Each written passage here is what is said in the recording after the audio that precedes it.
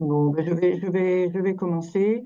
Bonjour et bienvenue donc à ce webinaire du Créserbe et merci d'être avec nous donc pour cette 25e édition et aussi ben, en ce début d'année tous nos meilleurs vœux et pour cette nouvelle année que nous démarrons ici donc autour du thème de l'agriculture et du changement climatique avec les deux projets Fermadapt et Climavège. Alors nous avions eu l'occasion de les présenter lors d'un webinaire en décembre 2022 au moment de leur lancement. Et donc aujourd'hui, ces projets sont terminés ou arrivent sur la fin ou sont presque terminés. Donc c'était l'occasion d'avoir un retour sur les grandes lignes des résultats de ces projets, avec un focus particulier aujourd'hui aussi sur l'outil Climaléa qui a émergé donc de ces deux projets. Alors nous sommes en compagnie, et je les en remercie très chaleureusement, de donc Chloé Denay de la région Bretagne, Stéphane Rouvrant de Valorial, Henri Frelon de Végéopolis Valais et Marion Assenforder de la Chambre d'agriculture de Bretagne. Donc, après l'introduction par Chloé pour rappeler le contexte de ces deux projets, la présentation va donc se faire à trois voix. D'une part sur le projet Fermadap, le projet Climavège et donc l'outil Climaléa, comme je vous le disais. Et nous aurons donc un temps d'échange à l'issue de cette présentation, un temps d'échange qui devrait être autour d'une vingtaine de minutes. Donc voilà, vous pourrez poser directement vos questions à la fin de la présentation. On ne les prendra pas en cours de présentation, en levant la main et comme ça, pour voir intervenir oralement. Mais si vous voulez, tout au long de la présentation, vous pouvez intervenir dans le chat et poser déjà vos questions. On les reprendra à la fin, mais vous pourrez aussi prendre la parole. Donc, juste un petit rappel, le webinaire est enregistré. Donc, merci de bien couper vos micros le temps de la présentation. Et comme je le mettais aussi dans le chat, de bien vous identifier si possible avec votre nom et votre structure hein, sur votre profil dans l'onglet participant. Ça, c'est, comme ça, on voit mieux, on vous identifie mieux pour les échanges par la suite. Donc voilà, donc je laisse la parole à Chloé et puis on va pouvoir entrer dans la présentation. Ça marche. Merci Josette. Bonjour à toutes et tous. Donc Chloé Denay, moi je travaille sur l'adaptation au changement climatique à la région Bretagne. Et donc je suis en charge de l'introduction donc très rapide hein, de ce webinaire où les projets Fermadapt et Climavège vous seront présentés. J'interviens donc au nom de la région parce que ce sont des projets en fait que la région soutient depuis le début. Ce sont des projets qui sont interrégionaux, donc Bretagne, Pays de la Loire, nés de plusieurs démarches parallèles mais voilà, développer tous les deux en Bretagne avec un soutien financier de la région parce que en fait les objectifs de ces deux projets répondent bien à des enjeux qui sont majeurs pour notre région. Ce sont des projets qui sont précurseurs en matière d'adaptation au changement climatique sur le volet agriculture, à la fois sur le volet animal et végétal. Ils associent de nombreux partenaires techniques, scientifiques, mais aussi des agriculteurs, allant des stations d'essai aux exploitations. C'est une démarche qui est intégrée avec des projets qui sont aussi interconnectés. On retrouve la question de l'eau, bien sûr, qui est un enjeu majeur en matière d'adaptation au changement climatique au cœur de ces projets également. Ils ont permis de mettre en œuvre des actions et des outils qui sont opérationnels. À l'issue, on a l'identification de zones agroclimatiques à l'échelle régionale, des tests de leviers d'adaptation et bien sûr la création d'un outil qui vous sera présenté plus particulièrement aujourd'hui, qui est Climaléa Test, outil de diagnostic de vulnérabilité à l'échelle de l'exploitation, qui est très intéressant. Et donc, pour reboucler avec la région, voilà, c'est un outil, nous, qui a été intégré là récemment à un dispositif géré par le service agriculture, qui est le contrat de transition écologique. Donc, ça permet aux agriculteurs de bénéficier d'aides de la région qui sont bonifiées. Donc voilà, le fait d'avoir réalisé un diagnostic de vulnérabilité climatique permettra à ces agriculteurs d'avoir des aides bonifiées. Donc ça contribue bien aux objectifs de résilience, d'amélioration de la résilience de l'agriculture bretonne face aux impacts du changement climatique. Donc voilà, on est très, très content de ces projets et de les soutenir. Et je passe la parole aux partenaires, Stéphane, Henri et Marion, pour qu'ils vous présentent ces projets plus en détail.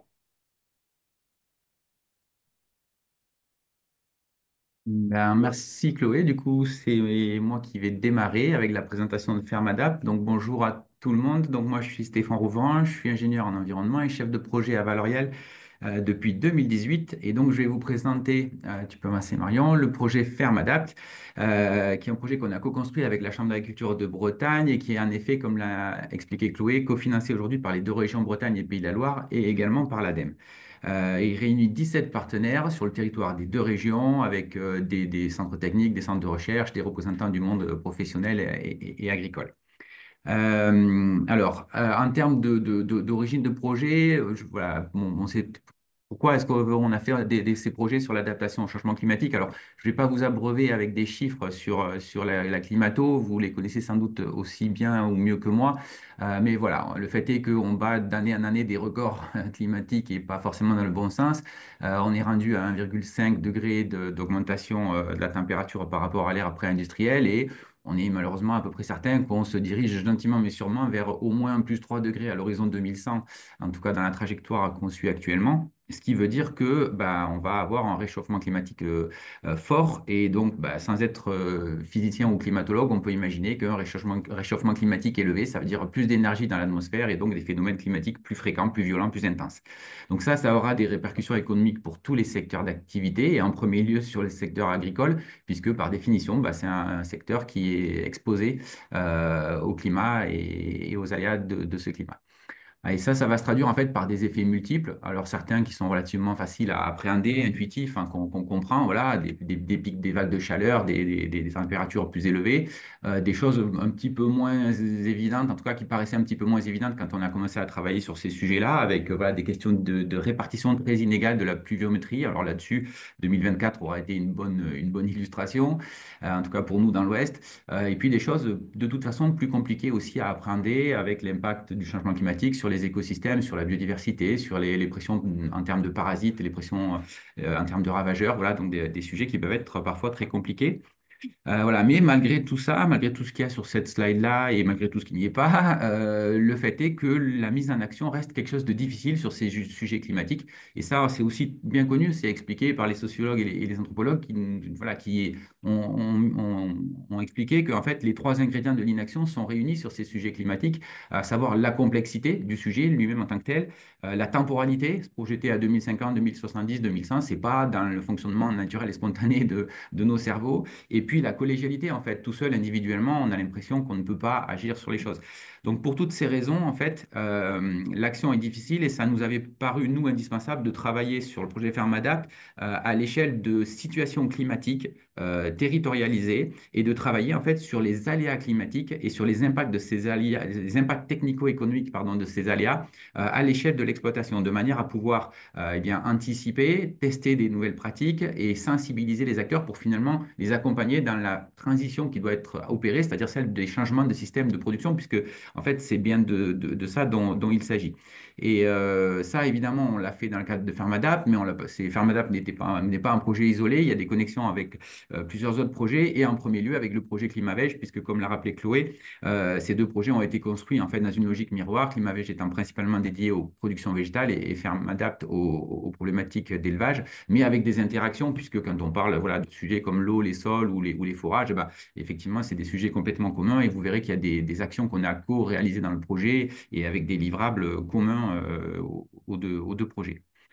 En ce qui concerne du coup Fermadapt, on avait choisi de le découpé en deux grands blocs qui vous sont présentés là à l'écran. Un premier bloc sur votre gauche qui concerne toutes les actions qui ont vocation à produire des connaissances nouvelles et des outils en fait voilà, pour se doter de références techniques sur ces sujets de l'impact du changement climatique sur les activités agricoles. Et puis un deuxième bloc pour tester, valider ces références techniques, ces connaissances nouvelles à l'échelle de l'exploitation. Donc que ce soit en station expérimentale ou en ferme commerciale, puisque dans le cadre du projet, on a un réseau de 14 groupes opérationnels répartis sur le territoire des deux régions et qui sont en fait autant de mini-réseaux d'éleveurs, puisque un groupe opérationnel, c'est en gros une dizaine d'éleveurs qui sont pilotés, animés par un conseiller technique et qui travaillent sur les livrables et sur les actions de notre projet Fermadapt.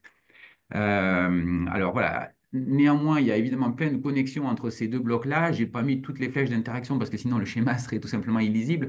Mais l'ensemble des livrables des travaux du bloc 1 ont été validés au niveau des stations expérimentales et avec les éleveurs dans les groupes opérationnels. Et inversement, les résultats des essais en station ou des suivis d'exploitation avec les groupes d'éleveurs sont venus alimenter également les livrables du lot 1 et enrichir les fiches techniques, les références produites, etc.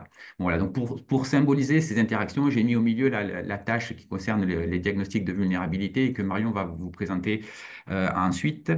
Et puis quand vous avez un petit pouce comme ça sur les carrés, ça veut dire que l'action est terminée, les livrables sont disponibles. Et puis quand ce sont des petites briques, ça veut dire que le livrable est encore en cours de finalisation. Mais ça vous donne quand même voilà, un aperçu de ce qui a été fait. Et puis, ouais, tu peux avancer, Marion.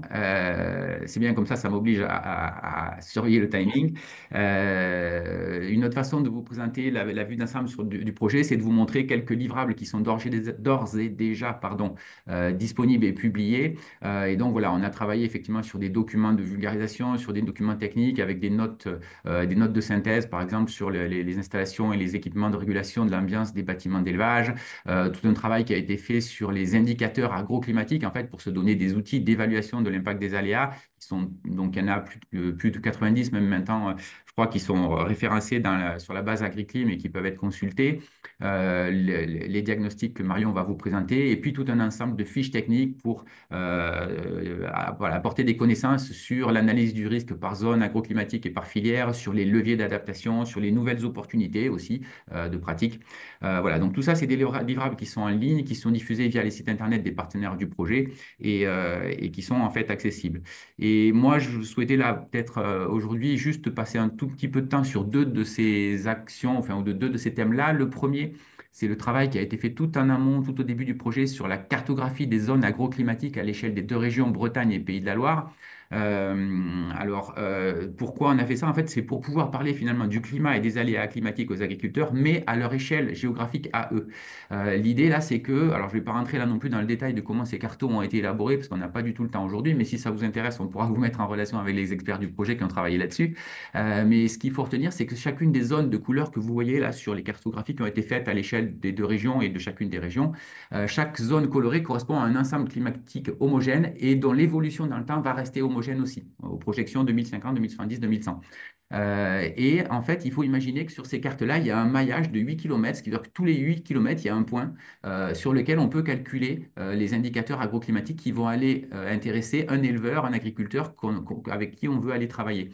Voilà, donc ça, en fait, ça permet quelque part de personnaliser le risque climatique, l'approche du risque climatique, puisqu'on va aller travailler sur les aléas climatiques qui concernent cet agriculteur-là, dans ce coin-là de la Bretagne ou des Pays de la Loire, et lui parler des aléas auxquels lui, il est exposé. C'est une manière de lutter, en fait, contre ces facteurs d'inaction-là dont je parlais au début. Et donc voilà, ça c'est quelque chose qui a été fait, qui est disponible, qui peut être transposable et utilisable pour d'autres filières d'ailleurs que l'agriculture, hein. Voilà, les collectivités nous ont déjà sollicité là-dessus, mais ça pourrait aussi intéresser des secteurs comme l'assurance, par exemple, voilà, ou le tourisme, voilà. Mais en tout cas, c'est des choses qui sont disponibles et si vous voulez y accéder, c'est tout à fait possible. Autre point sur lequel je voulais m'arrêter aussi un tout petit peu là, dans le temps qui m'était imparti avec vous, c'est celle des actions de Fermlab qui concernaient l'eau, puisqu'on est dans le cadre d'un webinaire CRESEB. Donc voilà, juste pour vous dire, alors c'était pas le cœur du sujet Fermadapt, évidemment l'eau, mais quand même il y a des travaux qui ont été faits. En début de projet aussi, la note de synthèse sur les usages de l'eau qui a été faite là par la Chambre d'agriculture et qui réunit en fait tout un ensemble d'études, enfin de résultats biblio de projets, INRA, Institut technique, Chambre, et une enquête qui a été faite sur le terrain par la Chambre d'agriculture de Bretagne en 2022. Donc tout ça a été compilé pour avoir finalement une synthèse quantitative sur les consommations d'eau par production et par type d'usage. Abreuvement des animaux, mais aussi usage technique, nettoyage des bâtiments, etc. Donc ça, voilà, ça a le mérite d'exister et c'est disponible. Je cite aussi évidemment le diagnostic sur l'eau, Ecodo, qui est le module eau de Climaléa Test que Marion vous présentera et qui est disponible aussi. Et puis, pour illustrer tout ça, ben, je voulais aussi parler du travail qui a été fait dans le cadre de l'un des groupes opérationnels, l'un de nos 14 groupes opérationnels là, répartis sur le territoire des deux régions, en l'occurrence celui de La Roche-Chauffée, qui est un groupe multifilière, en fait, dans lequel on a des éleveurs de volailles, de bovins, etc., et qui ont travaillé sur des sujets communs et transversaux, notamment l'eau. Et donc, ils ont tous réalisé le diagnostic Ecodo en début, ce qui leur a permis de poser un diagnostic, de voir quels étaient leurs atouts, leurs faiblesses. Et ensuite, les animateurs ben, ont alimenté ce groupe-là avec des interventions extérieures, des apports de références techniques issues du projet ou extérieures. Et puis, ça a même été jusqu'à des visites croisées d'élevage où ils ont pu voir en fait que certains avaient déjà franchi le pas, s'étaient équipés, avaient installé des appareillages pour récupérer les eaux de pluie, les stocker, les traiter, les réutiliser. Et donc, on est dans une approche d'échange pair-to-pair. Voilà, l'idée, c'est toujours ça, c'est d'aller finalement apporter des éléments, des connaissances, des références techniques pour mettre les gens en mouvement, mettre les gens en action sur ces sujets du changement climatique. Et voilà, le groupe de ce travail-là est une bonne illustration de ce qui a pu être fait à partir des résultats du projet. Voilà, j'en dis pas plus. Je vous remercie pour votre attention. Donc, juste sur la dernière petite slide, je vous ai mis les coordonnées des personnes référentes sur le projet, les liens vers les réseaux sociaux où vous pouvez suivre l'avancée des résultats et puis les dates de webinaire, etc. pour vous tenir informé. Et n'hésitez pas à nous recontacter s'il y a besoin. Voilà, et je laisse la parole à Henri pour vous parler de ClimaVeg. Merci Marion pour le back-office. Bonjour, merci Stéphane. Du coup, moi, je prends la suite avec le projet ClimaVeg sur la transition et la durabilité des systèmes de production végétale face au changement climatique. Je suis Henri Frelon, ingénieur projet AVG Police Valais, qui est un pôle de compétitivité dédié aux filières du végétal.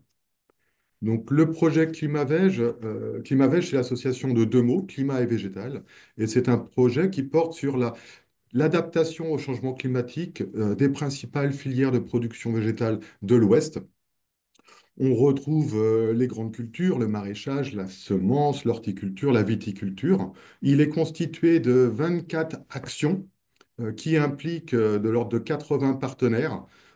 Au sein de ce partenariat, on va d'équipes de recherche jusqu'à des coopératives en passant par les instituts techniques, bien sûr les chambres d'agriculture, des groupements bio, des CIVAM, des lycées agricoles, enfin une diversité de partenaires. C'est un projet qui a débuté en février 2021 pour 4 ans, donc on est dans les derniers mois du projet. Il a été financé par la région Pays de la Loire et la région Bretagne, accompagné de l'ADEME Bretagne. VG Police Valais, nous sommes chefs de file de ce projet, donc un rôle de coordination des travaux réalisés et on s'appuie sur des partenaires fortement impliqués dans le projet pour le pilotage de ces actions et de cet important projet, important en taille et en nombre de partenaires impliqués. En l'occurrence, le KT, Arvalis et la Chambre d'agriculture Pays de la Loire. Si je rentre un peu plus dans le projet, le partenariat mis en place, il a permis d'apporter, de partager des connaissances sur les climats futurs. C'est une partie du travail qui a été en partie partagée avec le projet Fermalab, justement pour avoir un état de cette évolution climatique cohérent déjà entre les projets, et ça a permis de développer des cartographies. Aussi appréhender la résilience des exploitations agricoles, notamment via l'outil Climaléa qui va vous être présenté. Et sur la base de toutes ces connaissances, animer des groupes d'agriculteurs pour qu'ils puissent se projeter, envisager des scénarios d'adaptation à ces modifications du climat. Et tout ce qu'ils avaient projeté ont pu être caractérisés, évalués en termes d'impact rendement, production, mais également économique et temps de travail. C'est toute une partie donc qui était plus sur des projections et des évaluations de ces projections. En parallèle, il y a eu tout un travail sur des solutions innovantes et cette fois-ci de l'expérimentation qui a été organisée selon 3 axes de travail. Les leviers qui pouvaient permettre de s'adapter au changement climatique qui s'appuyaient sur plus particulièrement le matériel végétal. Alors, soit ça peut être via des mélanges de variétés, ou ça peut être via des nouvelles espèces, pardon, qui peuvent être produites. À titre d'exemple, le sorgho en substitut total ou partiel du maïs. Des travaux sinon qui ont porté sur des leviers liés au sol, avec une couverture maximum du sol, ou un travail plus limité favorisant la microflore de ce sol. Et lorsque l'ensemble de ces leviers qui avaient plus pour objectif d'avoir moins besoin d'eau ne sont pas suffisants, ou pour les productions végétales qui nécessitent une irrigation, un troisième volet qui porte plus sur la ressource en eau et son utilisation la plus efficiente possible, avec une approche de la parcelle jusqu'au territoire. Et bien sûr, la démarche, comme c'est un projet qui doit produire de la référence et des connaissances, de diffuser, partager ces résultats le plus largement possible et principalement vers des conseillers et les agriculteurs. Si là, je fais un zoom plus particulier sur la partie ressources en eau et les travaux qui ont été conduits dans le projet Climavège, donc, on peut voir que effectivement, on a cette approche qui va de la parcelle jusqu'à une échelle territoriale. À l'échelle de la parcelle, il y a eu des travaux sur le pilotage de l'irrigation, notamment en culture maraîchère, via différents types d'outils de pilotage de cette irrigation et différents moyens d'apporter cette eau, notamment via des systèmes de goutte à goutte ou de goutte à goutte enterré. Il y a eu également en production de tomates sous abri, cette fois-ci, une action qui a porté sur la réduction de l'eau, la quantité d'eau totale utilisée pour produire ces tomates, avec un objectif de réduire de 30% la quantité d'eau en production de tomates sous abri, évaluer l'impact que ça pouvait avoir sur le rendement, évaluer si ça n'avait pas un impact, cette fois-ci positif, sur le côté sensoriel, qui pourrait compenser une perte de rendement. Euh, c'est des travaux qui se sont développés en parallèle au KT et à Terre d'Essai et qui ont été présentés lors de la journée Braise Irrigation du KT en cette fin d'année. Également filière horticole, changement de filière, où là, il y a eu des travaux plus pour échapper aux périodes un petit peu de canicule et de très forte chaleur estivale, avec des approches pour limiter l'échauffement des surfaces en production horticole. Là, on était plus à l'échelle de la parcelle. Si je rentre à l'échelle de l'exploitation, il y a eu euh, un outil qui a été développé sur l'efficacité des systèmes d'irrigation.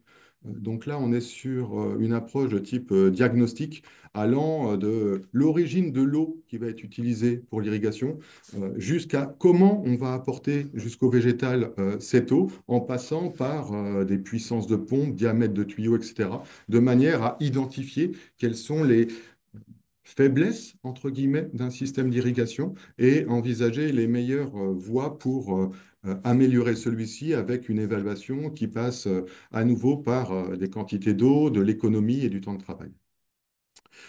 À l'échelle du territoire, on augmente à chaque étape, on a eu des travaux sur des réserves d'eau, et notamment donc, de l'eau pluviale qui va être collectée plus durant les périodes hivernales, stockée pour être réutilisée plus durant la période estivale, où là, on a pu évaluer différents systèmes de couverture et voir quel était l'impact sur la quantité de l'eau, mais aussi la qualité. C'est un travail qui a été développé à la Maison des maraîchers nantais sur une filière de production maraîchère, mais qui a intéressé dans le projet également les autres filières par rapport à des démarches de dimensionnement de ces réserves. Et enfin, sur cette approche eau, irrigation, une approche de gestion pardon, collective de l'eau, basée sur une approche dynamique des quantités d'eau attribuées aux agriculteurs en fonction de la ressource disponible, et ceci le plus en temps réel. C'est un travail qui a été mis en place en lien avec une chambre, une start-up euh, et des travaux plus de type sociologique pour voir quelle était l'acceptabilité sur le terrain de ce type de pratique. Comme je vous l'ai dit précédemment, c'est des travaux qui touchent à leur fin, même qui sont pour la plupart terminés. Et la méthode pour présenter ces travaux au plus grand nombre a été de réaliser des présentations via des webinaires, un peu similaires à celui-ci. Et par exemple, les travaux sur l'outil de diagnostic des efficacités des systèmes d'irrigation, a donné lieu à un webinaire d'à peu près 1 heure, questions comprises, qui présente l'ensemble des travaux, résultats et qui montre l'outil développé. Il s'est tenu le 19 décembre. Et chacun des webinaires ainsi passés est disponible en replay pour les personnes qui souhaitent avoir de plus amples informations à ce sujet. On peut voir sur la diapo suivante qu'il y a un programme de l'ensemble de ces webinaires. Je vous ai mis les prochains à venir, hein. C'est des webinaires qui sont étalés d'octobre et qui vont durer jusqu'à mars. Donc, il y en a comme ça plusieurs chaque mois. C'est gratuit sur inscription et via le QR code, mais je pourrais vous remettre un lien dans le chat après, vous pouvez accéder à ces prochains webinaires et pour ceux qui sont passés au replay des travaux qui ont été présentés. Je profite d'avoir la parole pour aussi vous parler de la journée finale. Le projet touche à sa fin. La journée finale du projet Climavège aura lieu le 13 mars à Nantes. N'hésitez pas à réserver dès à présent. C'est l'occasion de pouvoir rencontrer les partenaires et pilotes de ces travaux et de pouvoir échanger en direct avec eux sur leurs résultats.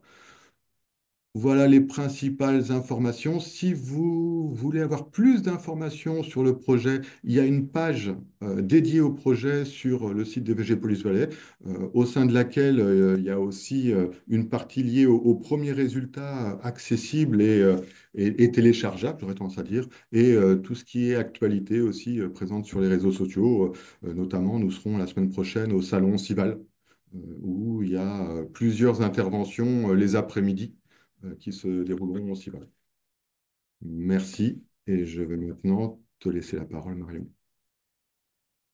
Merci Henri, merci Stéphane du coup. Moi je vais vous présenter, faire un focus en fait sur l'outil Climalea, qui est un outil qui a été développé à la fois dans le programme Climavège et Fermadab, donc il faisait partie effectivement de ces tâches conjointes. Et je me présente, je suis Marion Assenforder, je suis chargée de mission adaptation au changement climatique à la Chambre d'agriculture de Bretagne. Donc l'outil Climalea, l'idée c'était de créer un outil multifilière pour permettre aux agriculteurs d'évaluer leur vulnérabilité face au changement climatique. Initialement, on avait peut-être même pensé faire un seul outil où on pourrait peut-être essayer d'identifier la vulnérabilité des différentes exploitations agricoles, mais comme on va le voir, on s'est plutôt attaché à faire un outil par filière. Pour ça, il y a eu une multitude de partenaires d'impliqués, hein, notamment les instituts, les centres de recherche, l'INRAE, l'Université de Rennes 2, les CIVAM, le GAB, etc. Donc, on a créé un outil qui se différencie en 2 niveaux. Un niveau 1 qui s'appelle Climalea Test. L'idée, c'était là vraiment de créer un outil de sensibilisation qui permette en fait d'amener les agriculteurs à réfléchir à leurs atouts, forces, faiblesses, opportunités, menaces face aux aléas climatiques passés et présents. Donc, comme on va le voir, c'est plutôt un outil de sensibilisation et d'animation. Et un niveau 2 qui s'appelle Climalea Diag. Et là, le but, c'était d'effectuer vraiment un diagnostic quantitatif de la sensibilité des exploitations au changement climatique. Donc là, on va vraiment rentrer dans les systèmes, dans le présent et le futur, avec une possibilité, du coup, de test de levier d'adaptation et de voir comment le système répond à ces leviers. Donc, je vais commencer par vous présenter le niveau 1. Climalea Test. Donc, pour rappel, il est qualitatif, il a un objectif de sensibilisation et puis d'animation. Donc, Climalea Test, aujourd'hui, il existe en 7 versions pour 7 filières: viticulture, arboriculture, grande culture, volaille, bovin, fourrage, porc, et puis un diagnostic spécifique eau. Je vous ai mis sur la slide, du coup, le lien de téléchargement de ces outils. Donc vous pourrez le récupérer directement avec le support plus tard. Et puis le lien de vidéo de présentation de cet outil. Et je vous propose de regarder la petite vidéo ensemble parce que ça permet de comprendre en fait le fonctionnement de cet outil-là et puis aussi d'avoir un retour d'expérience et un témoignage. Donc je vais vous mettre la vidéo. Voilà. Est-ce que tout le monde, est-ce que vous avez bien la vidéo? Oui. Alors je lance. Oui, très bien.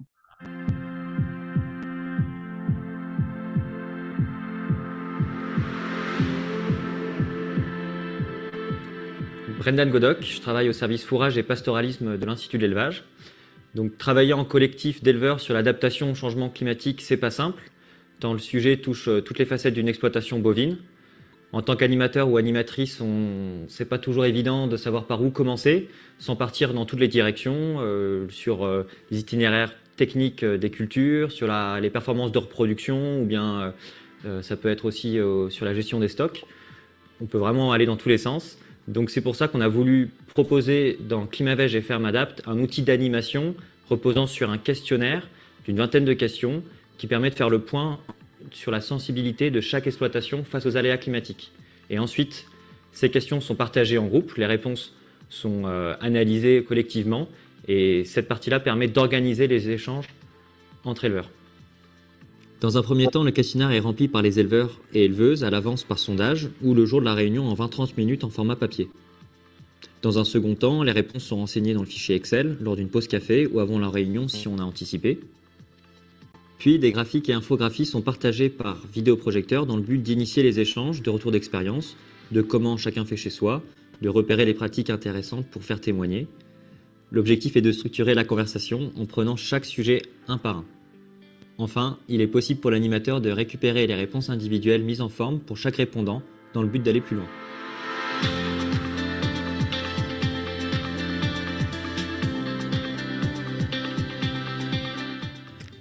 Finalement, cet outil que j'ai utilisé avec le groupe d'échange a permis, on va dire, grâce aux graphiques et aux tableaux, de pouvoir échanger individuellement et collectivement sur tous les domaines que l'on a abordés donc avec la vingtaine de questions, que ce soit sur le stress du troupeau, le fourrage, la production des fourrages, à quel moment dans l'année, voilà. Le sol aussi, hein, selon la qualité des sols. Voilà. Et donc c'est vraiment un outil qui permet de lancer les débats, et ça c'est vraiment important.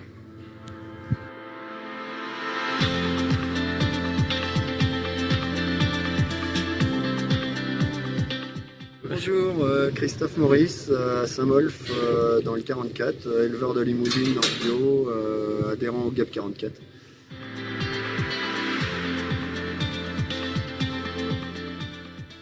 Je suis venu dans ce type de réunion pour parler des changements climatiques, pour échanger sur les pratiques. On a tous répondu aux mêmes questions et ça nous a permis de mettre en commun nos différents leviers d'adaptation.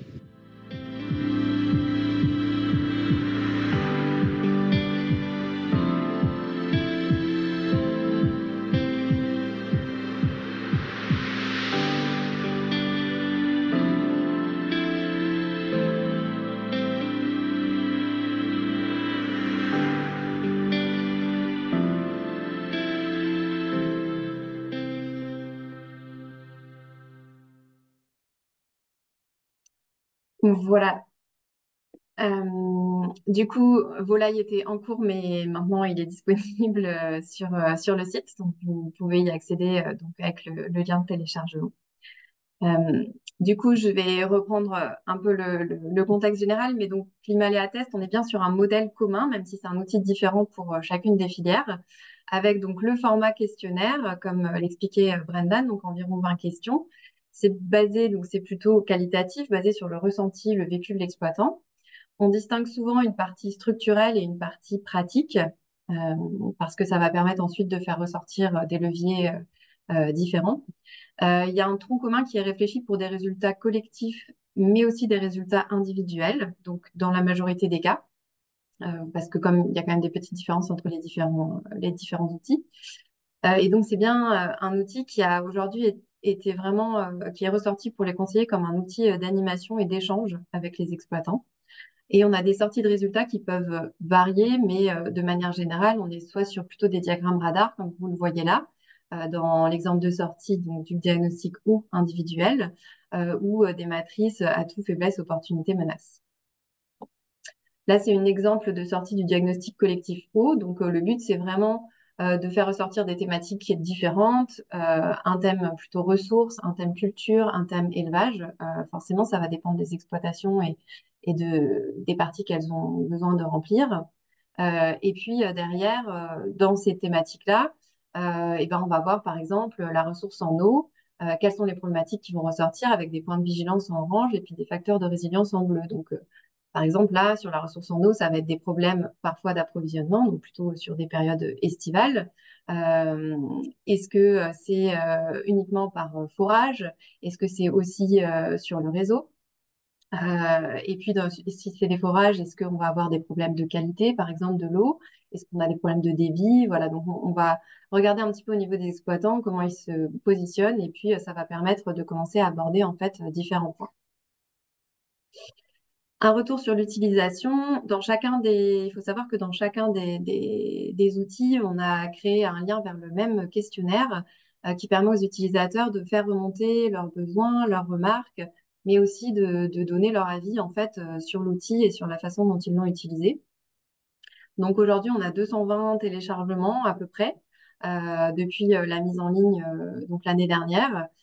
C'est aussi un outil qui, avant sa mise en ligne, a été testé auprès des producteurs des groupes des projets, donc Fermadapt et Climavèche, parce qu'on avait beaucoup d'exploitants intégrés dans les groupes et comme on le disait, ça faisait vraiment des liens, ça a été co-construit avec ces exploitants. Mais également dans d'autres projets, le projet Climat Coach, les bons diacs carbone, la partie volaille a été testée sur les groupes de Fermadapt, Pays de la Loire, etc. Donc il y a eu à peu près 80 tests et puis c'est vraiment une amélioration continue de l'outil. Au niveau des téléchargements, on a plutôt un profil de conseillers majoritairement qui ont téléchargé cet outil, des responsables de projets changement climatique, l'enseignement en troisième avec soit des formateurs ou des étudiants, l'enseignement agricole, des agriculteurs directement. Et puis voilà, des autres qui regroupent une partie qui n'est pas forcément renseignée, des assurances, des responsables de R&D, etc. Donc, on est satisfait de la cible, puisque globalement, l'idée, c'était d'accompagner en fait les agriculteurs, donc pas forcément directement, mais aussi à travers des conseillers et puis du coup des responsables d'équipe. Sur le retour sur l'utilisation, les points forts, c'est que c'est simple et rapide. Généralement, on dit à peu près 30-40 minutes pour utiliser l'outil. Ça permet vraiment d'initier les échanges. Ça permet aussi pour le conseiller qui va aborder ce sujet-là d'avoir finalement, de ne pas oublier d'aborder certains points. C'est une vision un peu 360 de l'exploitation, ne pas oublier de paramètres. C'est aussi un premier niveau d'approche avec un rendu, donc force et faiblesse, et puis avec des graphiques clairs et compréhensibles. Et au niveau des limites, par contre, c'est non quantitatif, comme on le précisait.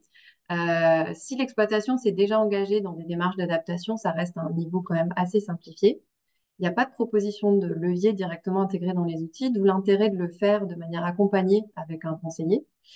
Mais c'est aussi une première étape pour aller au diagnostic de niveau 2, qui, on va le voir là, rentre vraiment dans le système et est plus quantitatif.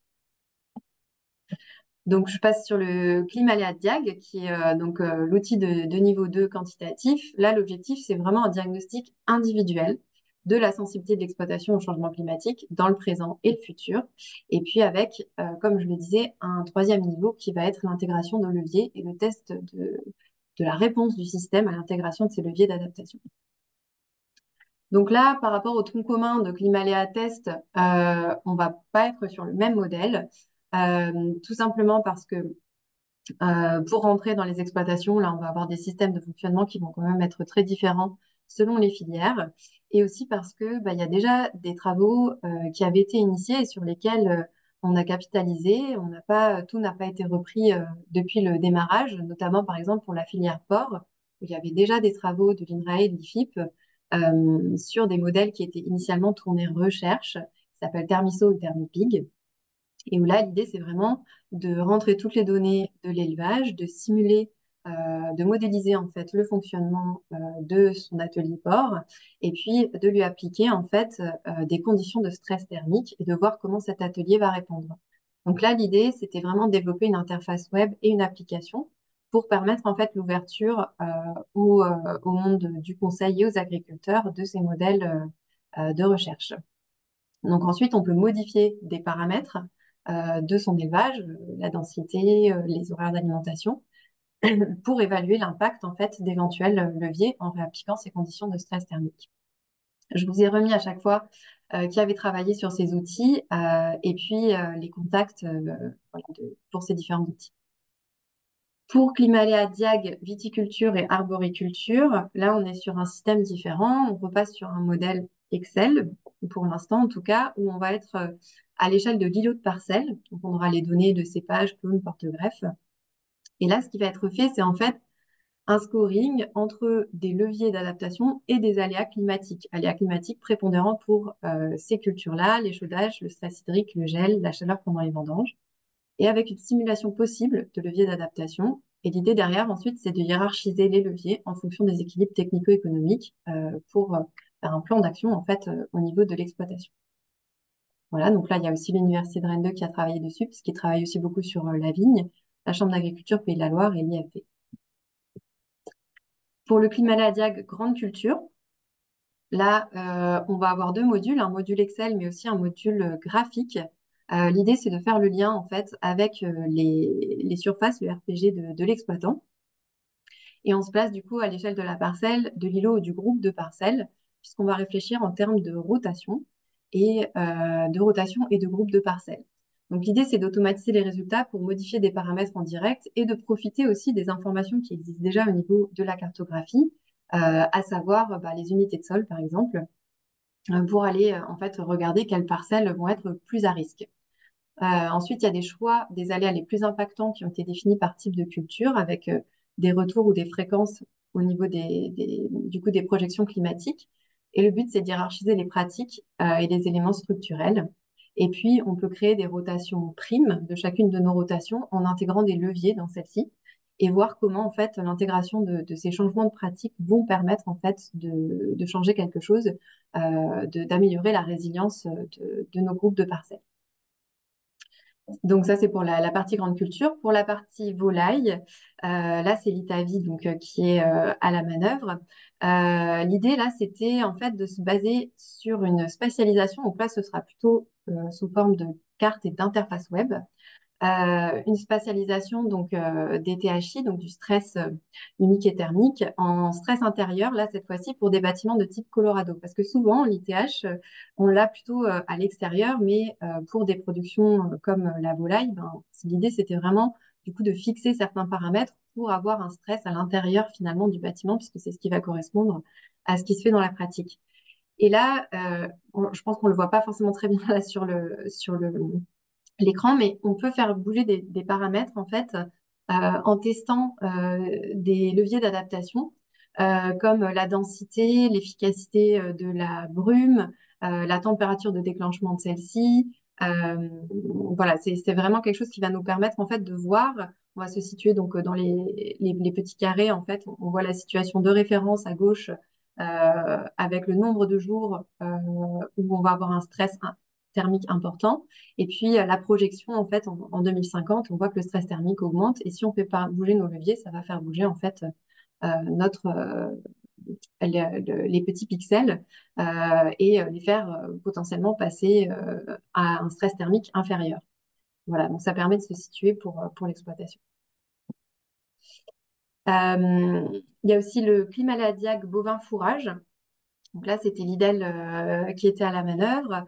Là, c'est une approche qui va être donc pour l'instant aussi sous format Excel. L'idée, c'est de localiser déjà l'exploitation dans une des zones agroclimatiques que vous a présenté Stéphane tout à l'heure. On va choisir une année climatique simulée, un aléa climatique, un été sec, été et printemps sec, etc. Et puis derrière, on va rentrer toutes les données du système.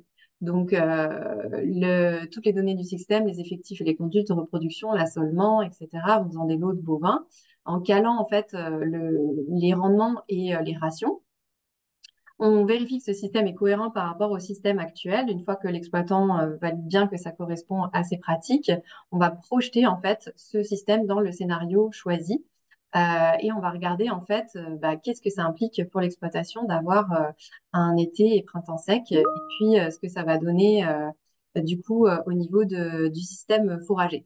On va pouvoir chiffrer les pertes et on va avoir des indicateurs clés voilà, qui vont nous donner en fait les mouvements de stock. On va avoir aussi une partie sur le stress thermique. Et derrière, l'idée, c'est vraiment d'établir un plan d'action avec l'exploitant.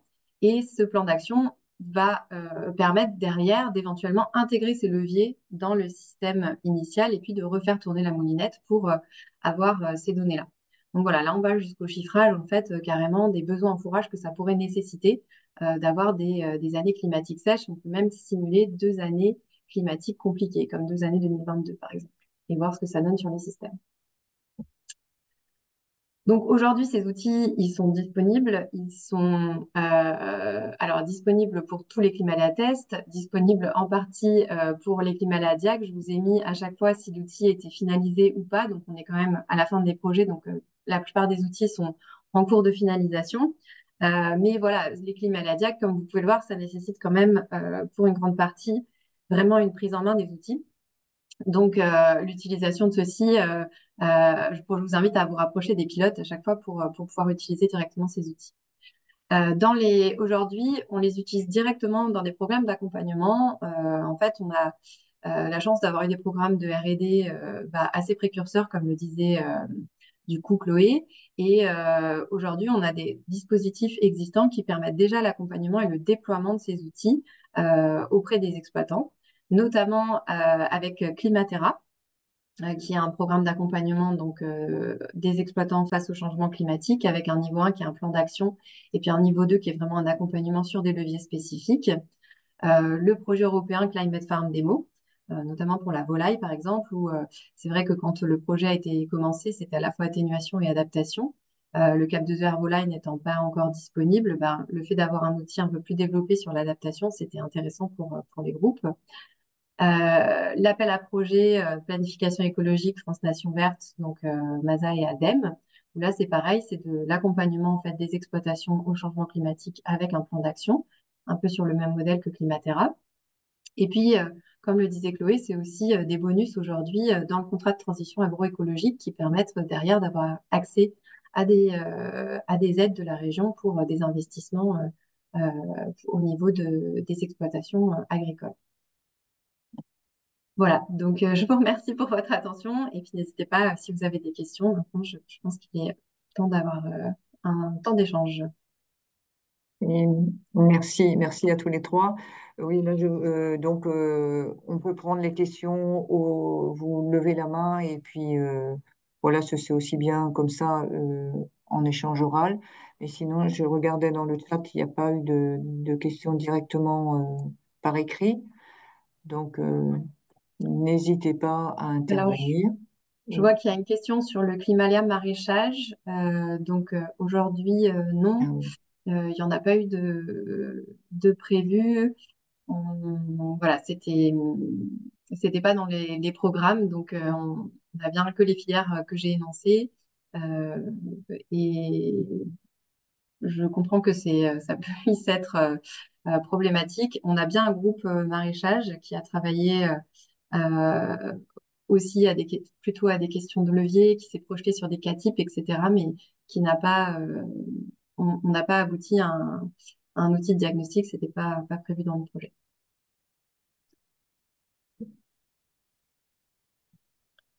Il Et y a une autre question, Marion, sur l'utilisation de Climalia Diab comme autodiagnostic réalisé par un agriculteur ou le fait de devoir passer par un conseiller technique, chambre d'agriculture, coop ou autre. Alors, Climalia Test, oui, on peut l'envisager comme un autodiagnostic et il a été pensé comme ça. Et c'est aussi ça qui a plu pour l'utiliser dans le contrat de transition agroécologique. Par contre, Climalia Diag, non, pour l'instant, c'est vraiment une complexité assez forte d'utilisation. Déjà, en tant que conseiller, il vaut mieux être formé, faut être formé d'ailleurs pour l'utiliser. En tout cas, voilà, pour la partie grande culture, pour la partie bovin. Après, pour ceux des instituts, où là, on va être plus sur des interfaces web, il faudra voir la version finale. Potentiellement, ça pourra être utilisé par les exploitants, mais il faut, voilà, ce sera à voir une fois qu'on aura la version définitive. Mais en tout cas, pour vraiment le climat aléatique bovin, non, ça va être compliqué. Grande culture également, arboriculture et viticulture aussi. Il y a également Monsieur Mochet de la Fédération A35 qui souhaite poser une question ou intervenir. Je vous donne la Oui, parole. bonjour, oui, Christian Mochet, agriculteur et membre de la FRSEA Bretagne et 35 bien sûr. Comment moi j'avais sur la première partie, la partie ressources en eau, j'ai vu que ça, il y a eu un focus de fait un petit peu plus spécialisé sur le maraîchage, mais ma remarque ou ma question, plutôt la question, c'était de dire cette ressource en eau pour les cultures fourragères ou les grandes cultures. J'ai pas senti ou j'ai pas bien perçu l'aspect stockage parce que on comprend bien qu'on peut aller, il faut aller vers des plantes moins consommatrices, mais on n'empêchera jamais l'eau de circuler l'hiver et on le voit encore en ce moment. On voit de l'eau qui s'en va vers la mer en grande quantité et on prélèverait 1% de cette eau-là. On pourrait faire pousser des plantes beaucoup plus que ça l'été. Et je dis bien, je parle de réserve de collinaire, hein, je ne parle pas de bassines. Donc voilà, j'ai pas senti ça dans la présentation de la première partie. Alors, merci de me redire.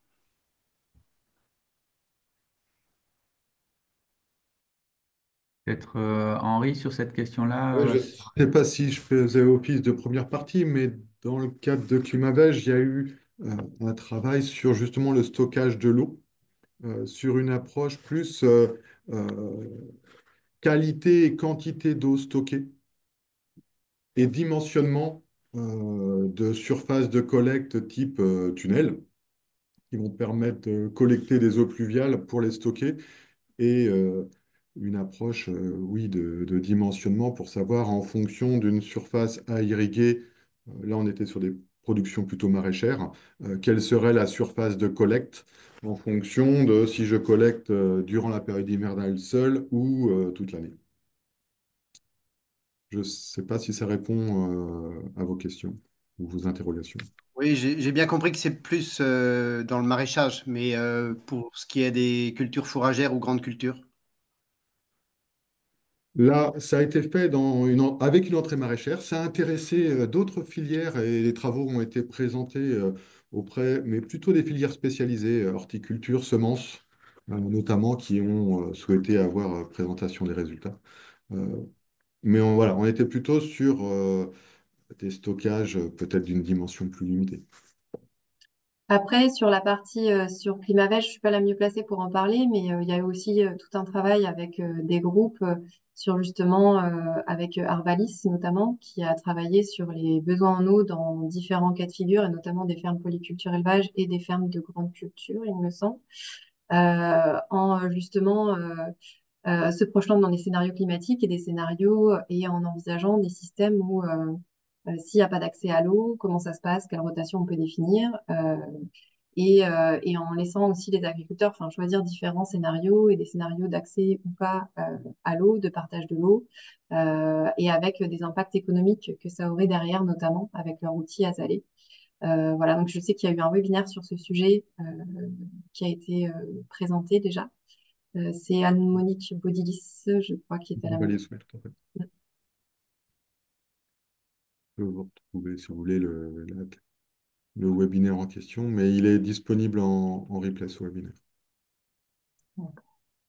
Je vois qu'il y a une question aussi donc dans le chat. Est-ce que les impacts sanitaires ont été questionnés ou considérés dans ces outils? Alors, les impacts sanitaires, on a en fait dans l'outil, parmi les outils qu'on a développés, notamment les indicateurs agroclimatiques, on a essayé de s'intéresser justement aux ravageurs pour les cultures. Il y a aussi pas mal de travaux qui sont menés aujourd'hui sur ces questions-là, mais c'est très difficile aujourd'hui. Ça fait partie des indicateurs qui sont les plus difficiles à développer. Pourquoi? Parce qu'ils sont très écosystémiques et que du coup, ils dépendent les uns des autres et que c'est très difficile aujourd'hui avec des données d'entrée qui ne sont entre guillemets que la température, l'humidité, etc., de connaître en fait, de prendre en compte tous les cycles de voilà, des différents ravageurs qu'on pourrait avoir pour voir comment ceci se décalerait dans le temps, par rapport au décalage également des cultures, par rapport au décalage de ces prédateurs de ravageurs ou par rapport à la nourriture de ces ravageurs. Donc aujourd'hui, Oui, on y a travaillé. Vous en retrouverez certains, du coup, à la Pyrale du maïs, par exemple, ou sur AgriClim. Vous pouvez avoir accès, du coup, euh, à une partie des indicateurs qui sont directement en ligne. Vous pouvez nous les demander. Mais c'est vrai que c'est très difficile à prendre en compte. Donc, dans les aléas climatiques enfin, dans les aléas principaux recensés, c'est pas forcément les risques sanitaires qui ont été considérés. C'est plutôt des risques thermiques, des risques d'excès d'eau, de manque d'eau, voilà, ce genre de choses. Ou de gel, enfin voilà, par rapport aux cultures plus sensibles comme la vigne. Alors, il y a aussi une autre question sur l'outil Climaléa Diag, donc qui a une vision par atelier, non pas une vision à l'échelle de l'exploitation. Donc, est-ce qu'il faut faire plusieurs diag additionnés pour se positionner sur l'ensemble de l'exploitation et obtenir un plan d'adaptation? Alors, c'est une très bonne question parce que c'est justement l'idée. Enfin voilà, c'est pas évident de s'intéresser à tous les ateliers dans le cadre de la polyculture élevage. Euh, Quand même, ce que je peux dire, c'est que pour les bovins, par exemple, on s'intéresse vraiment aux bovins fourrage. Donc, on va vraiment se poser des questions. Donc, bien sûr, il y a un impact stress thermique, quantité d'eau bu par les animaux, etc. Mais il y a un gros focus sur les rations. Et donc, voilà, l'assolement, les besoins en fourrage, les stocks, les reports de stocks sont très, très, enfin, voilà, ont une place majoritaire, en fait, hein, dans cet outil. Par contre, si on cumule un atelier bovin et un atelier volaille et un atelier porc, par exemple, bah oui, là, effectivement, si on veut faire un plan d'action global, il faudra peut-être utiliser plusieurs outils. Mais ça dépend aussi comment l'exploitation couple ces ateliers-là. Si on a une fabrique d'alimentation à la ferme ou pas, si on est en système intégré, enfin voilà, ça dépend aussi de l'intérêt qu'a l'exploitant de s'aventurer dans un des outils en particulier, quoi. Et pour la partie climat test, ça nous arrive très souvent quand on accompagne les exploitants d'en faire plusieurs, effectivement. Euh, voilà, parce que c'est plus court et que ça permet de regarder plusieurs ateliers. Donc, quand on accompagne les exploitants sur vraiment la partie plutôt analyse force et faiblesse et qu'on vraiment on réfléchit à un plan d'action global, on regarde un petit peu tout ce qui se passe sur l'exploitation, les climats test, c'est plus facile d'en faire plusieurs parce que c'est plus comment dire, c'est plus court. Donc, on peut effectivement se permettre d'en faire plusieurs chez l'exploitant. Enfin, si je peux me permettre un complément, Marion, enfin, ce qu'on peut dire aussi, c'est que c'était un peu l'idée qu'on avait au début d'avoir un diag global comme ça, mais c'est vrai que on n'avait pas forcément imaginé la complexité de ces outils-là, parce que ce qu'il faut bien comprendre, c'est qu'en fait, sur la partie climat et diag, l'idée, c'est bien de quantifier les impacts, et donc il faut qu'il y ait les équations, il faut qu'il y ait les modèles derrière. Alors les modèles, on les a à peu près quand il s'agit de quantifier l'impact sur les performances de croissance des animaux, voilà. Par contre, avoir les modèles et les équations pour prédire l'impact d'une diarrhée sur les performances dans un élevage de volaille ou de porc, à la limite, ok, mais les équations pour faire le lien entre la probabilité qu'il y ait une diarrhée en consécutivement à un épisode climatique, là, on est loin d'avoir les équations, les modèles en amont. Donc voilà, c'est quand même des outils, si on veut les intégrer dans la globalité, qui sont effectivement très, très complexes à agglomérer. Donc voilà, c'est une première étape. Ils ont vocation à évoluer aussi, ces outils-là, ils ne sont pas figés. Et peut-être qu'on arrivera vers ces systèmes complets, mais dans le temps des projets, c'était trop ambitieux.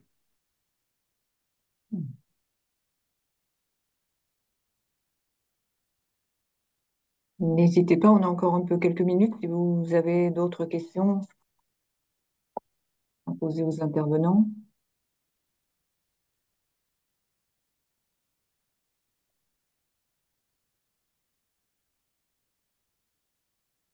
Je vois qu'il n'y a pas de questions particulières. Je ne sais pas si vous avez des choses à ajouter, vous, au niveau par rapport aux interventions que vous avez faites et peut-être quelques points, vous êtes peut-être passé rapidement parce que voilà, notre temps était un peu compté, mais c'est vrai que vous avez donné aussi il y a beaucoup de supports sur lesquels les gens peuvent rebondir et aller s'informer davantage. Donc, les liens ont été mis dans le chat et puis sont aussi mis dans les diapositives hein, qui seront mis à votre disposition, comme on le disait. Donc, faut pas hésiter après à prendre contact avec auprès des personnes, hein, qui ont été référencées là, et selon les outils et les deux projets. Je vois qu'il y a une question en plus sur la suite des outils hors du projet. Ah, Euh, voilà, ouais. Effectivement, c'est une question, mais comme je vous l'ai présenté, en fait, ces outils, finalement, ils sont déjà utilisés donc, dans les programmes de déploiement.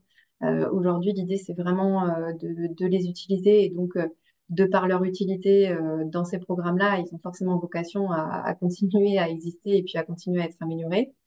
Euh, il y aura des outils Excel où l'idée, ce sera très probablement du coup de continuer à les améliorer, probablement les carrosser voilà, dans un format peut-être plus facilement utilisable. Euh, et puis, euh, il y aura peut-être d'autres projets pour aller plus loin. Ça va concerner après les filières, hein, puisqu'ils sont par filière. Mais typiquement, je sais que l'outil pour les bovins, il intéresse en dehors de nos régions, parce que là, on vous l'a présenté, mais il a été créé du coup vraiment pour l'Ouest, hein. Mais il y a d'autres régions qui s'y intéressent et l'idée, c'est du coup de refaire cette démarche-là dans d'autres régions. Donc voilà, ils ont vocation peut-être à s'étendre aussi à d'autres territoires. Et Oui, il y avait Chloé, en encore introduction, nous a souligné aussi que l'outil Climaléa il était d'ores et déjà repris par la région Bretagne sur ses contrats de transition agroécologique. Mm. Mm. Et il y a une question aussi par rapport à l'impact sur les systèmes de production.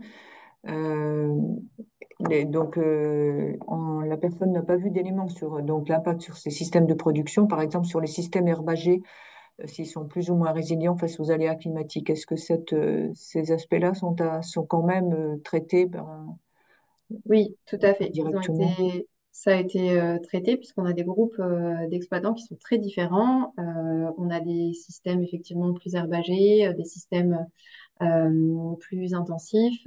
L'idée, ça a été pour tous ces systèmes-là de se projeter et de tester différents systèmes. Donc, il y a eu des travaux qui ont été faits, notamment une publication de l'IDEL sur la résilience de ces systèmes et globalement, dans tous les cas, une augmentation des besoins en fourrage et de l'augmentation des charges en mécanisation et en temps de travail. Donc, oui, il y a bien eu un travail qui a été fait, hein, là-dessus. Et ce dont je parlais tout à l'heure, le travail qui a été fait au niveau d'Arvalis traite aussi de ces questions-là et de ces modifications de système. Donc, oui, il y a bien eu des travaux menés là-dessus. D'accord. Merci, Marion. Alors, une dernière question. Est-il possible d'intégrer le volet simplifié climat et aléa test dans un diagnostic individuel plus global de l'exploitation? Alors, je ne Euh, sais pas, Thomas Villoin, si vous aviez une idée précise en posant cette question. Oui, oui, merci. Euh, on est effectivement à la recherche dans des diagnostics d'exploitation d'élargir sur la thématique changement climatique. Et alors je découvre, hein, ces outils, mais du coup, le diagnostic global semble effectivement assez poussé et euh, peut-être difficile d'approche. Je voulais savoir si la partie plus simplifiée, elle est ATES, pouvait être déjà une première approche d'un diagnostic global où on aborderait plus de risques à une échelle d'exploitation, risque de transfert, risque de pollution diffuse. Est-ce que c'est quelque chose qui paraît possible d'être utilisé en individuel ou est-ce que c'est plutôt à réserver quand même à de l'accompagnement collectif parce que doit être comparé à d'autres références?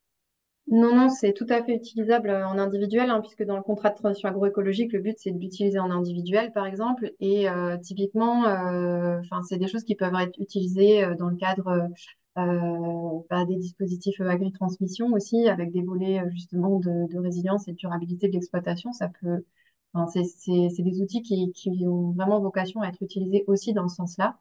Euh, donc oui, oui, aucun souci pour l'utiliser en individuel. Ils ont tous un module individuel. Euh, je crois que c'est juste le diagnostic port qui pour l'instant n'a pas de module collectif, mais ils ont tous un module individuel dans tous les cas avec un rendu individuel. Merci. Bon, donc on arrive, je vois qu'il n'y a plus d'autres questions et on arrive à la fin de notre heure de webinaire. Donc, je remercie encore très sincèrement donc nos intervenants, Chloé, Stéphane, Henri et Marion, pour vos interventions et puis les éclairages que vous avez apportés dans les échanges. Donc, le webinaire, comme je vous le disais, il sera mis en ligne prochainement, hein, sur le site du CRESEM, là, avec les supports et puis des ressources associées, les liens vers les différentes références qui ont été données. Voilà, nous, la programmation de nos prochains webinaires, elle est en cours, là, pour le semestre, enfin au moins le premier trimestre 2025, mais il n'est pas encore arrêté, donc on vous tiendra informé.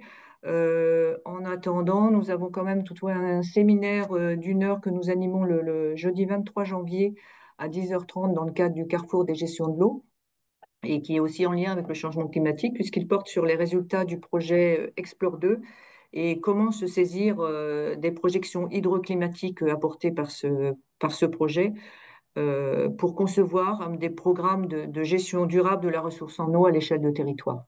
Donc, avec une intervention d'Éric Sauquet de l'INRAE et d'un témoignage de Tiffaine Berthoud de l'EPT Bérence qui a utilisé en partie les projections apportées par ce projet.